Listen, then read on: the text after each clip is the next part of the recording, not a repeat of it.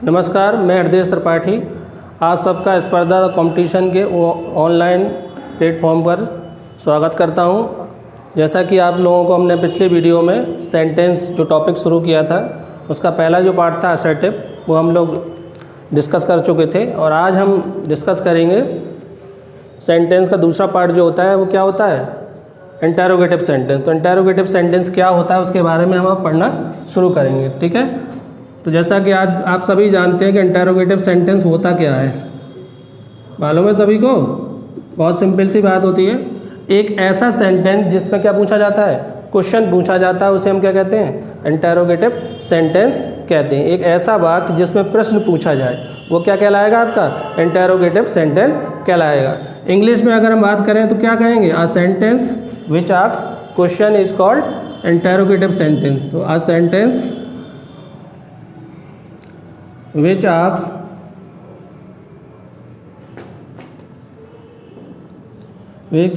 asks question is called interrogative sentence. अब interrogative sentence की definition तो आपको पता ही हो गई, लेकिन पेपर में तो आएगा पहचानना कैसे हमें, ठीक है। तो इंटरोगेटिव सेंटेंस को रिकॉग्नाइज कैसे करेंगे, तो आपको बहुत सिंपल सी बात, एक तो कॉमन बात है कि लास्ट में क्या लगा होगा, क्वेश्चन मार्क लगा होगा। अब इसके भी हम दो पार्ट कर लेते हैं। Interrogative sentence has two part. कितने पार्ट होते हैं इसके? दो पार्ट होते हैं। पहला जो पार्ट होता है उसको हम क्या कहते हैं, सिंगल इंटरोगेटिव। क्या कहते हैं? Single interrogative sentence.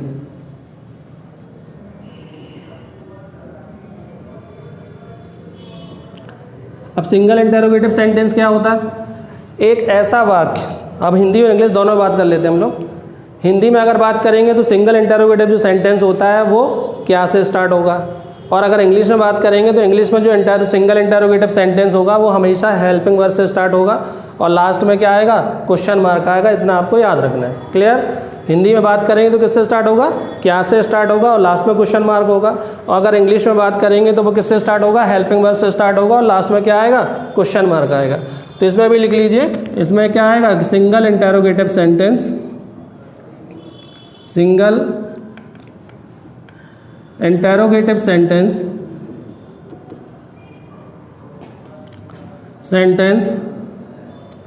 Always start with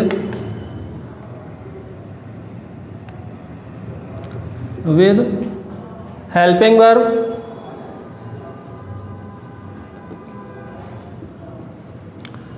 and end with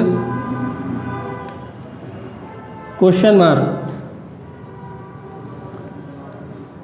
sense क्या हुआ कि लास्ट में जो खत्म होगा वो किससे होगा, क्वेश्चन मार्क से खत्म होगा। किससे स्टार्ट, किससे होगा, हेल्पिंग वर्ब। जैसे कोई भी एग्जांपल ले लीजिए, जैसे लिखा है, जैसे do you play the match, बहुत सिंपल सा एग्जांपल है, दिखाई दे रहा। तो किससे स्टार्ट हुआ बेटा, ये हेल्पिंग वर्ब से स्टार्ट हुआ।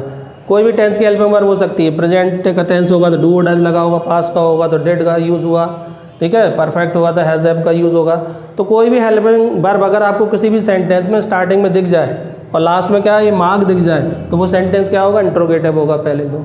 फिर आपसे पूछा जाए कौन सा इंटरोगेटिव है, तो आप बताएंगे कौन सा है, सिंगल इंटरोगेटिव सेंटेंस है, ठीक है।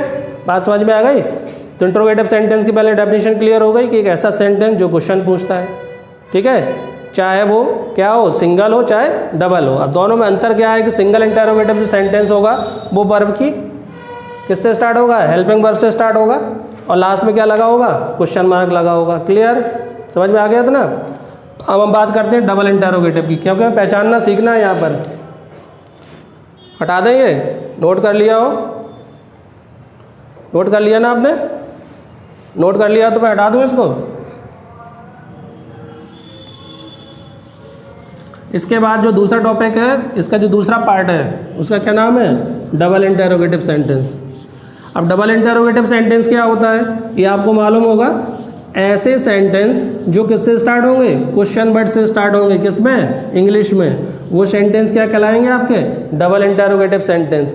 ऐसे सेंटेंस जो किससे स्टार्ट होंगे, क्वेश्चन वर्ड से स्टार्ट होंगे उन्हें हम क्या कहेंगे, डबल इंटरोगेटिव सेंटेंस कहेंगे। और लास्ट में क्या लगा होगा, क्वेश्चन मार्क लगा होगा, वो क्या कहलाएगा आपका सेंटेंस, डबल इंटरोगेटिव सेंटेंस कहलाएगा।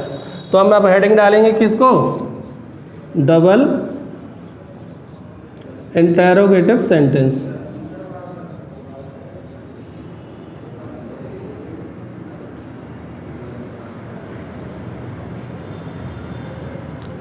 अब डबल इंटरोगेटिव सेंटेंस क्या होता है, अभी मैंने बोला, क्या बोला, एक ऐसा सेंटेंस जो क्वेश्चन वर्ड से स्टार्ट हो और लास्ट में क्या लगाओ, क्वेश्चन मार्क लगाओ, वो सेंटेंस क्या कहलाएगा आपका, डबल इंटरोगेटिव सेंटेंस कहलाएगा। जैसे तो इसमें भी आप लिख लेना क्या कि double interrogative sentence, double interrogative sentence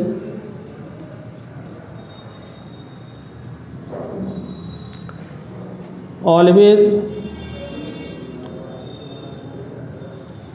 starts with question word and end with question mark। Clear, समझ में आ गया। तो लास्ट में किससे एंड होगा, ये क्वेश्चन मार्क से एंड होगा। जैसे why do you not sing a song, और लास्ट में क्या लगा देंगे, क्वेश्चन मार्क। तो आपने देखा कि सबसे पहले क्या आया, क्वेश्चन वर्ड आया। तो इन दोनों में डिफरेंस क्या है कि वो किससे स्टार्ट हो रहा था, हेल्पिंग वर्ड से स्टार्ट हो रहा था, और ये किससे स्टार्ट हो रहा, क्वेश्चन वर्ड से स्टार्ट हो रहा। दोनों के लास्ट में क्या आ रहा था, क्वेश्चन मार्क आ रहा था, उसमें भी आ रहा था और इसमें भी आ रहा था। मेन तो हम यहीं से देखते ही हैं, क्योंकि पेपर में तो पहचानना है, we have to just recognise the sentence. तो सेंटेंस को कैसे रिकॉग्नाइज करेंगे हम, लास्ट में अगर हमें क्वेश्चन मार्क दिख गया तो हम समझ जाएंगे सेंटेंस क्या इंट्रोगेटिव है। जब हम कभी डायरेक्ट इनडायरेक्ट या एक्टिव पैसिव बनाने जाएंगे तो वहाँ हमें प्रॉब्लम आएगी कि सिंगल है या डबल है। तो वहाँ पर आपको सिंगल या डबल पहचानने के लिए याद रखना है कि जो सिंगल इंटरोगेटिव होगा वो हेल्पिंग वर्ड से स्टार्ट होगा, और जो डबल इंटरोगेटिव सेंटेंस होगा वो क्वेश्चन वर्ड से स्टार्ट होगा। ठीक है, समझ में आ गया होगा इतना। ठीक, अब कभी कभी बदलने को भी याद, तो थोड़ी थोड़ी चीज़ें हैं इसमें जो मैं बता दूँ, सॉरी वो चीज़ें क्या हैं। जैसे मान लिया असर्टिव से इंट्रोगेटिव बनाना है, हटा दूँ मैं इसको, जरा नोट कर लिया होगा, नोट किया आपने, अगर नोट कर लिया हो तो मैं इसे हटा दे रहा हूँ। ठीक है, अब देखो क्या क्या चीज़ें, जैसे मान लिया असर्टिव सेंटेंस दिया गया कोई, और वो आपसे कहे कि इसका इंट्रोगेटिव सेंटेंस बनाइएगा, थोड़ी सी छोटी छोटी चीज़ें मैं बता दे रहा हूँ मैं, शायद क्वेश्चन आए पेपर में और आप कंफ्यूज हो जाएं। जैसे मान लिया बहुत सिंपल सेंटेंस लिखा है और आप बहुत जल्दी क्वेश्चन में करते हैं पेपर में, जैसे लिखा he reads a book, simple है बिल्कुल क्वेश्चन। अब हम कहें इसका इंट्रोगेटिव बनाइए,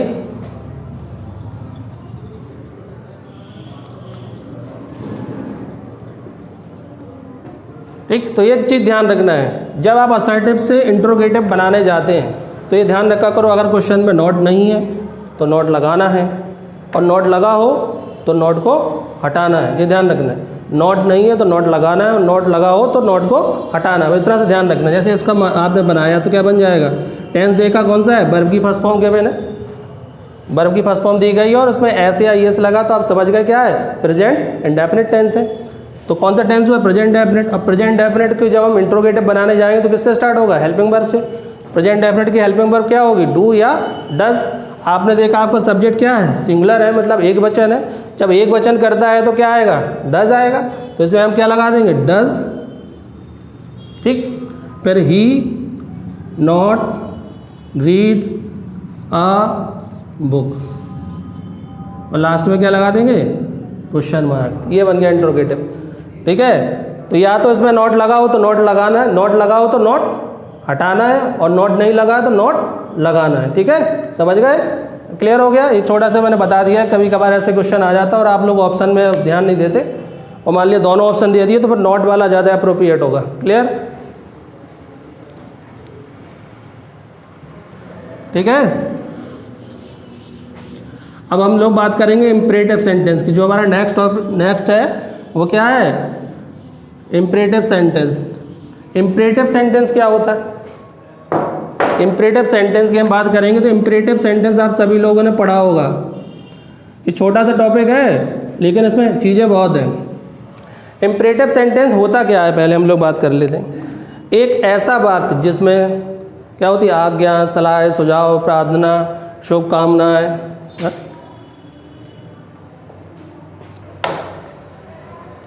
तो हम लोग डिस्कस कर रहे थे कि इम्परेटिव सेंटेंस क्या होता है। तो हमने बताया कि इम्परेटिव सेंटेंस क्या होता है, एक ऐसा वाक्य जिसमें आज्ञा, सलाह, सुझाव, प्रार्थना, आदेश, इन चीज़ों का बोध होता है, वो सेंटेंस क्या कहलाता है, इम्परेटिव सेंटेंस कहलाता है। या हम इंग्लिश में बात कर लें तो एक ऐसा सेंटेंस, ठीक है, which expresses order, advice, request, suggest, propose, command, ठीक है।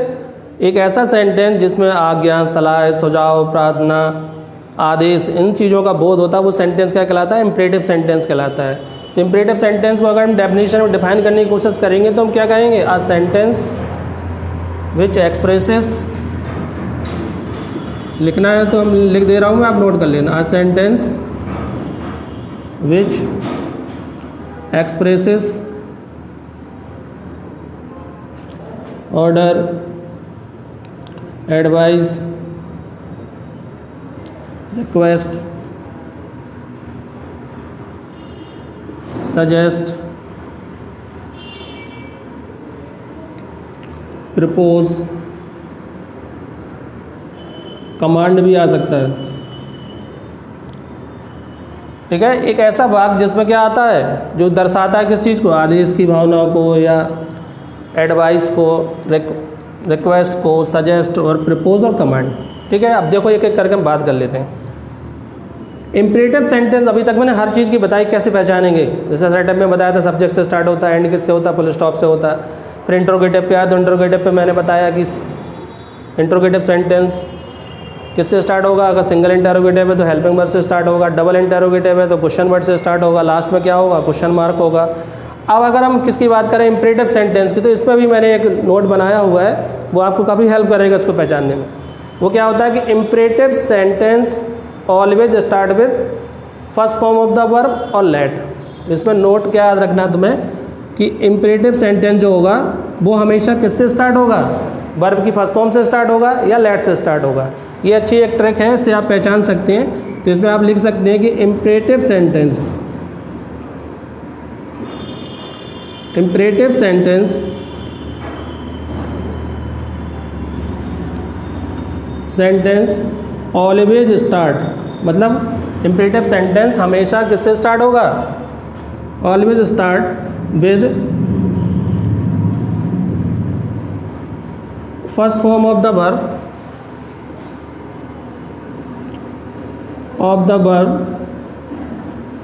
एंड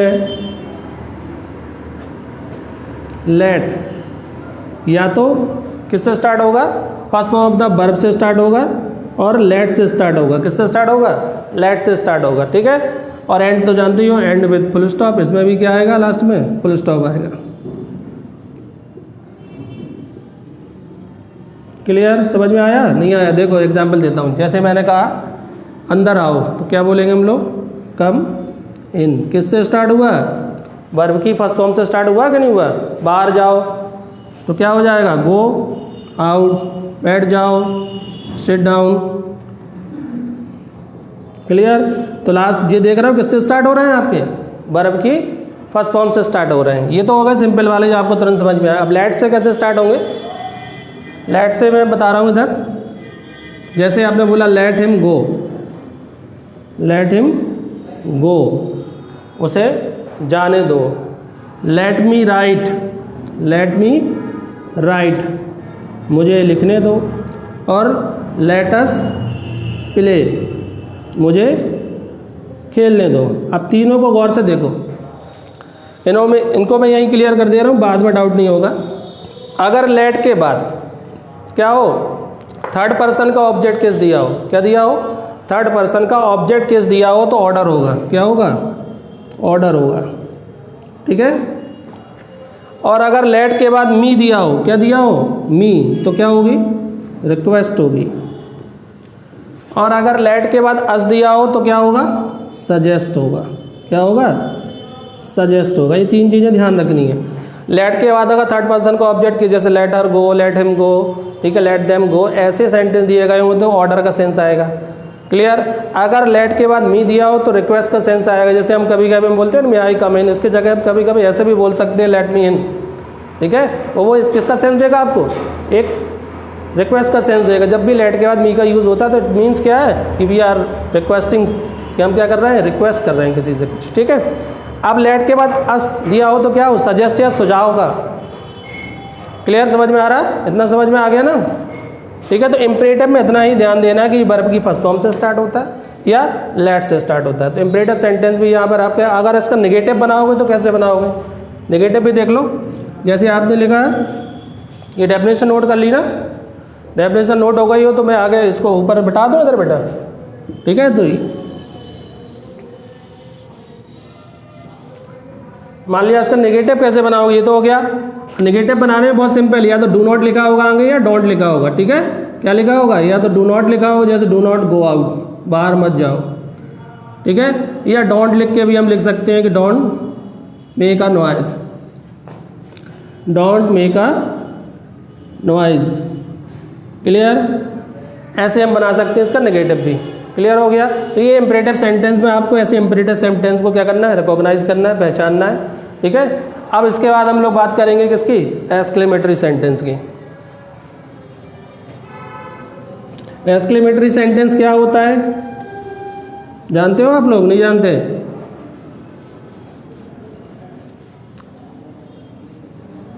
एक्सक्लेमेटरी सेंटेंस बताओ क्या होता है, किसी को नहीं मालूम?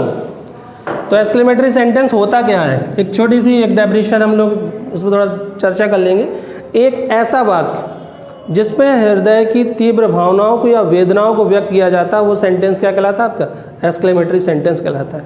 मतलब क्या हुआ, अ sentence which expresses sudden feeling of heart is called exclamatory sentence, ठीक है। जिसमें हृदय के उद्गार, जिसे हम अगर हिंदी में सही वर्ड बोले तो उद्गार जो होते हैं वो अच्छे भी हो सकते हैं और बुरे भी हो सकते हैं, ठीक है। वो अच्छी भावना भी, आप खुशी की भावना भी एक्सप्लेन कर, उसमें आप एक्सप्रेस कर सकते हैं, और दुख की भावनाओं को भी आप क्या कर सकते हैं, एक्सप्रेस कर सकते हैं। तो एक्सक्लेमेटरी सेंटेंस क्या हुआ कि एक ऐसा सेंटेंस जो क्या करता है, हृदय की तीव्र भावनाओं को व्यक्त करता है, उसको हम क्या कहते हैं, एक्सक्लेमेटरी सेंटेंस कहते हैं।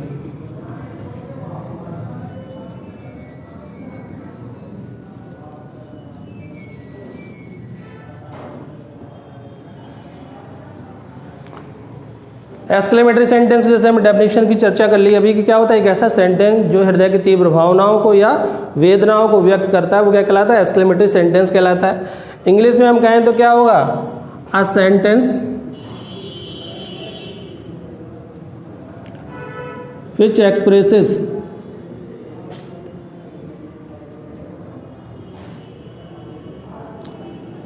Sudden feeling of heart, sudden feeling of heart, जो हृदय की तीव्र भावनाओं को क्या करता है, व्यक्त करता है, वो सेंटेंस क्या कहलाता है आपका, एक्सक्लेमेटरी सेंटेंस कहलाता है। समझ में आया ना। अब कैसे, इसमें देखो दो टाइप के सेंटेंस होते हैं। तो पहले हम लोग देखे होंगे तुम लोगों का, ये साइन तुम लोग जानते होगे, जानते हो, हिंदी में जानते होगे, विस्मय बोधक चिन्ह, या इंटरजेक्शन भी कहते हैं इसे हम, इंग्लिश में क्या कहते हैं, इंटरजेक्शन या एक्सक्लेमेटरी मार्क, ठीक। तो ये साइन आपको याद रखना है। एक तो ये साइन आपको देखने को मिल जाएगा सबसे पहले, तो इस साइन को फोकस करना, तो समझ जाना एक्सक्लेमेटरी है किसी भी सेंटेंस में। अब लेकिन हम अभी आगे और जाओगे तो कन्फ्यूजन क्रिएट होगा, इसलिए साइन के अलावा भी कुछ चीज़ों पर ध्यान देना है। तो वो क्या ध्यान देना, देखो जरा। तो हम एक्सक्लेमेटरी सेंटेंस को भी दो टाइप से डिवाइड कर लेते हैं, होते तो नहीं है फिर भी हम बता देते हैं कि एक तो वो नंबर 1 पे हम क्या करेंगे, वो सेंटेंस जो हाउ और व्हाट से स्टार्ट होंगे। किससे स्टार्ट होंगे, हाउ से स्टार्ट होंगे या व्हाट से स्टार्ट होंगे। तो इसे यार लिख लीजिए कि वो वाक्य, अगर हिंदी में लिखना हो तो हिंदी में लिख लीजिए, मैं यहाँ इंग्लिश में नोट कर दे रहा हूँ। वो वाक्य जो किससे स्टार्ट होंगे, हाउ से या व्हाट से स्टार्ट होंगे। दो sentences which start with how और व्हाट, हाउ और व्हाट। क्लियर। अब देखो उनको कैसे शुरू करेंगे हम लोग, बहुत सिंपल सा उसका स्ट्रक्चर होता है कि हम सबसे पहले क्या लिख लें, यहाँ पर हाउ लिख लें या व्हाट लिख लें, ये याद रखना है, व्हाट के साथ हम ए का यूज़ करेंगे, हाउ के साथ हम ए का यूज़ नहीं करेंगे, ठीक है। व्हाट के साथ हम ए का यूज़ करेंगे बट हाउ के साथ ए का यूज़ नहीं करेंगे। इसके बाद क्या आएगा, कोई एडजेक्टिव होगा, ठीक है। कभी कभी इसमें नाउन भी रहता है साथ में, फिर सब्जेक्ट होता है, ठीक है, फिर वर्ब होती है और लास्ट में मार्क ऑफ एक्सक्लेमेशन होता है। जैसे मान लिया कोई भी एक एग्जाम्पल ले लेते हैं इसका, जैसे आपने देखा कि हाउ लिख दिया हमने, ठीक, फिर मैं लिखा हाउ ब्यूटीफुल, ठीक है, समझ में आ रहा है। देखो गौर से, जैसा स्ट्रक्चर बना वैसे ही मैंने लिखा हुआ है। पहले मैंने हाउ ले लिया, हाउ के बाद मैंने क्या रखा, एडजेक्टिव। एडजेक्टिव क्या है, ब्यूटीफुल, ठीक है। फिर मैंने कहा कभी कभी नाउन भी आ जाता है, पिक्चर क्या है, नाउन है, ठीक है। तो क्या हुआ, हाउ ब्यूटीफुल द पिक्चर, फिर मैंने लिखा सब्जेक्ट, इट क्या है, सब्जेक्ट है, और लास्ट में क्या आया, वर्ब, और सबसे लास्ट में क्या लगाना, मार्क ऑफ एक्सक्लेमेशन। क्लियर हुआ इस स्ट्रक्चर से, नहीं क्लियर हुआ कि इसका सेंस क्या निकलेगा, कितनी अच्छी या कितनी सुंदर क्या है, पिक्चर है। या हम इसको ऐसे बोलेंगे, या है आप जब असर्टिव बनाओगे, अब मुझे पढ़ाना तो वही था, मेन कंसर्न है तो असर्टिव पे आना था मैं। अब आप बताइए मुझे असर्टिव सेंटेंस कैसे स्टार्ट, अगर हम बनाना हो तो असर्टिव सेंटेंस कैसे बनाएंगे। असर्टिव सेंटेंस किससे स्टार्ट होता है, सब्जेक्ट से। किससे स्टार्ट होता है, सब्जेक्ट से। अब सब्जेक्ट कहाँ होता है, वर्ब के जो पहले लिखा होता है वो सब्जेक्ट होता है। वर्ब के पहले जो लिखा होगा वो क्या होगा, सब्जेक्ट होगा। तो हम सबसे पीछे गए, पीछे क्या है, वर्ब है। वर्ब के पहले क्या लिखा, सब्जेक्ट, तो हमें सब्जेक्ट तुरंत मिल गया। अब हम मान लीजिए इसे असर्टिव बनाएंगे तो सबसे पहले क्या हो जाएगा, इट आ जाएगा, ठीक। फिर क्या आ जाएगा, इज आ गया। अब क्वेश्चन दिमाग पे आया कि अब हाउ और व्हाट जब दिया हो सेंटेंस में, हाउ दिया हो या व्हाट दिया हो, और जब उसे असर्टिव बनाने जाएं तो आपको दो चीज़ों पर फोकस करना है कि अगर एडजेक्टिव दिया है, ठीक है, तो हम क्या करेंगे, हाउ और व्हाट की जगह पर जब असर्टिव बनाने जाते हैं क्या लगा देते हैं, हम वेरी लगा देते हैं। क्या लगा देते हैं, वेरी लगा देते हैं, ठीक है। और अगर नाउन दिया हो, एडजेक्टिव न दे के केवल नाउन दिया होता, ठीक है, तो फिर क्या लगाएंगे, ग्रेट लगाएंगे, ठीक है, वंडरफुल भी लगा देते हैं, ठीक है। ऐसे वर्ड का फाइन का भी यूज़ कर सकते हैं, गुड का भी यूज़ कर सकते हैं, ठीक। अगर नाउन दिया हो तो हम ऐसे वर्ड का यूज़ करेंगे, ठीक है।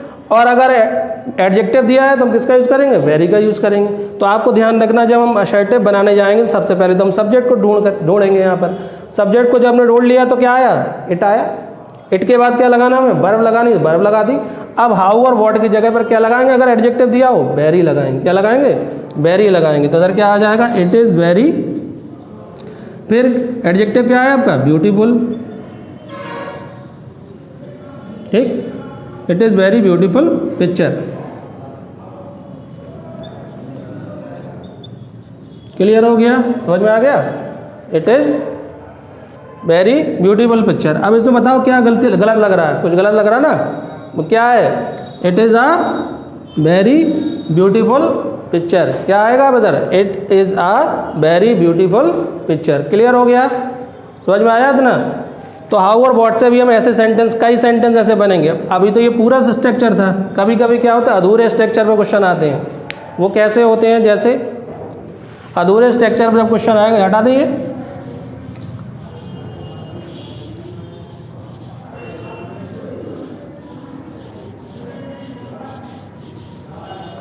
जैसे कभी कभी क्या होता है कि क्वेश्चन ऐसे आया, मान लिया केवल इतना ही लिखा, जैसे टीवी आप लोग देखते रहते हैं, टीवी पे एक ऐड आता है, व्हाट एन आइडिया,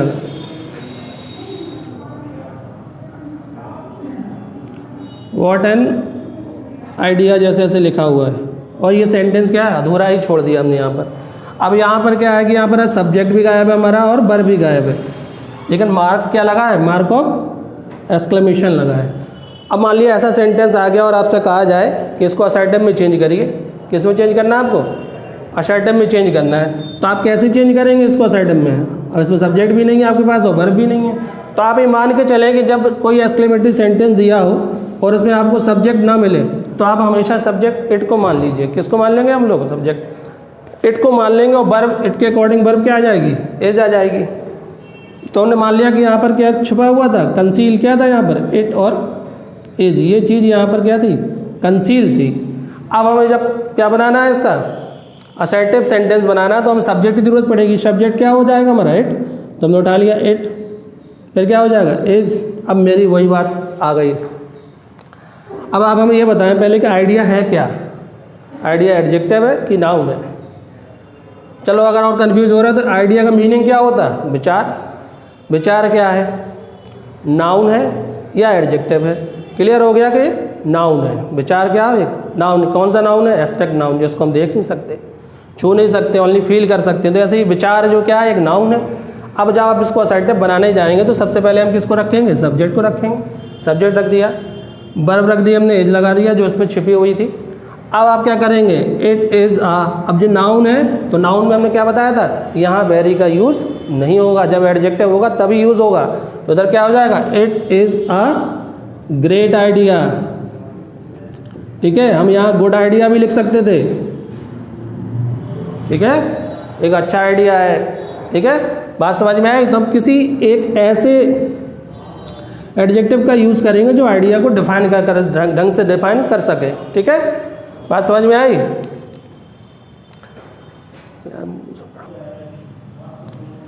हाँ, तो यहाँ तक अभी तक जो हमने बताया शायद समझ में आ गया होगा। आई थिंक कोई डाउट नहीं होगा। अगर डाउट भी हो तो आप पूछ सकते हैं और आप कमेंट बॉक्स में हमें कमेंट करके बता सकते हैं कि क्या आपको समझ में नहीं आया, क्या आपको समझ और कुछ समझना हो या कुछ नई चीज़ आप जानना चाहते हो तो आप कमेंट बॉक्स में लिख के बता सकते हैं। आज की क्लास में बस इतना ही पढ़ाएंगे, टॉपिक आपने पढ़ा होगा। और अगर आपको कोई प्रॉब्लम आती है तो आप हमें कमेंट के थ्रू बता सकते हैं। और हम चाहेंगे कि अगर क्लास पसंद आई हो तो भाई इसे लाइक करें, सब्सक्राइब करें, आगे बढ़ाएं हमें। हम बढ़ेंगे तो आप बढ़ेंगे, आपके बढ़ने से हम भी बढ़ेंगे। तो थोड़ा सा लाइक भी करते जाएं, सब्सक्राइब भी करते जाएं, पढ़ते भी जाएं। और मैं वैसे ही नहीं पढ़ा रहा हूँ कि कोई चीज़ छोड़ के पढ़ाऊँ। ठीक है, मैं कोशिश कर रहा हूँ कि एक एक जिस टाइप से हम क्लास में जैसे पढ़ाते हैं कि हर एक टॉपिक को बारीकी से पढ़ा रहे हैं, एक एक जैसे नोट्स भी बनवा रहे हैं, साथ में आपको लिखाते भी जा रहे हैं। ठीक है, यूट्यूब की तरह नहीं कि हम यूट्यूबर की तरह पढ़ा रहे हो कि पढ़ाया थोड़ा बताया और आगे बढ़ गए, या स्ट्रक्चर बनाया आगे बढ़ गए। तो विद डेफिनेशन के भी चल रहे हैं, डेफिनेशन भी साथ में बताते जा रहे हैं, सेंटेंस के स्ट्रक्चर को भी बताते चले जा रहे हैं, बदलना भी सिखा रहे हैं, एक एक पॉइंट उठा के आपको बता रहे हैं। तो आपको आई थिंक कि क्लास अच्छी लगी होगी, और अच्छी लगी है तो भाई लाइक करें, सब्सक्राइब करें। बस मैं आज यहीं अपनी क्लास ख़त्म करना चाहूँगा। Thank you very much.